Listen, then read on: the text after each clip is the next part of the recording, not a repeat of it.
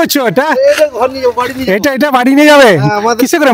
মাথাতে করে? হ্যাঁ, মাথাতে করে নিয়ে যাবো, গাড়ি তুলে দেবো আমাদের। পাথরটা নিয়ে যে কি করবে? ওই যে এখনো দুটো রুমে আমাদের বাকি আছে, সেটা বসিয়ে দেবো গিয়ে। আচ্ছা, এটা পালিশ করে বসিয়ে দিবে? হ্যাঁ। হ্যালো ভিউয়ার্স, আমরা আছি, দেখে অনেকটা লাগছে সেই পাঁচামির পাথর, পাথর খাদান, যেটা ঠিক সেই টাইপের। পুরুলিয়ায় এটা বলা হয় মার্বেল লেক।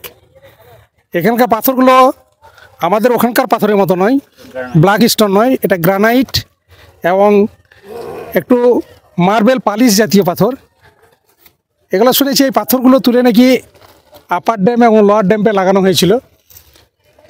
সেইটাই তখনকার ইঞ্জিনিয়ারগুলো এখানে খুঁজে পেয়েছিল যে এখানে একটা পাথরের খাদান রয়েছে, যেটা গ্রানাইট পাথর, এটাই মার্বেল লেক বলে। এবং চারিদিকের পাথরগুলো এমনভাবে ঝুলে আছে, মনে হচ্ছে হয়তো এখনই পড়ে যাবে। খুব সুন্দর স্তরে স্তরে সাজানো পাথরগুলো, কিছু ব্ল্যাক স্টোন আছে, কিছু হোয়াইট স্টোন আছে, কিছু মার্বেল স্টোন আছে। এবং মনে হচ্ছে যেমন আমরা পাঁচামিতে সে খাদানের নিচে থাকি, ঠিক সেই একটা অনুভূতি হচ্ছে। আবার তুমি কি করছো?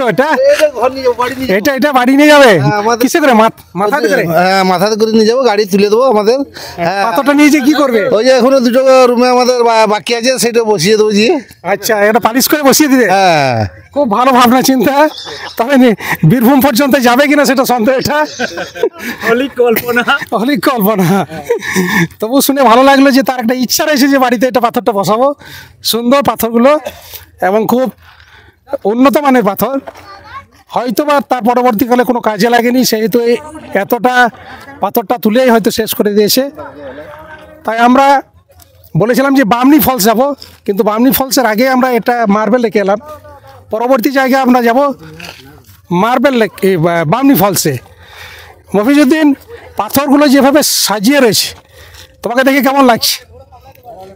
এখানে এই ব্যাপারটাতে কি, এটা আমাদের বাড়িতে এলাম তাই মনে হচ্ছে। অনেকটা চেনা চেনা পরিবেশ, কারণ আমরা দেউচা পাঁচামি এলাকার মানুষ, অতএব খাদান পাথর এই সম্বন্ধে আমরা একটু আগে থেকেই, বাচ্চা থেকে আমরা জানি। তবে হ্যাঁ, একটা এখানকার পাথরের একটা আলাদা বিশেষত দেখছি। আমরা পাঁচামিতে সাধারণত ব্ল্যাক স্টোন দেখে থাকি, এখানে ব্ল্যাক স্টোন নয়, এটা গ্রানাইট বটে।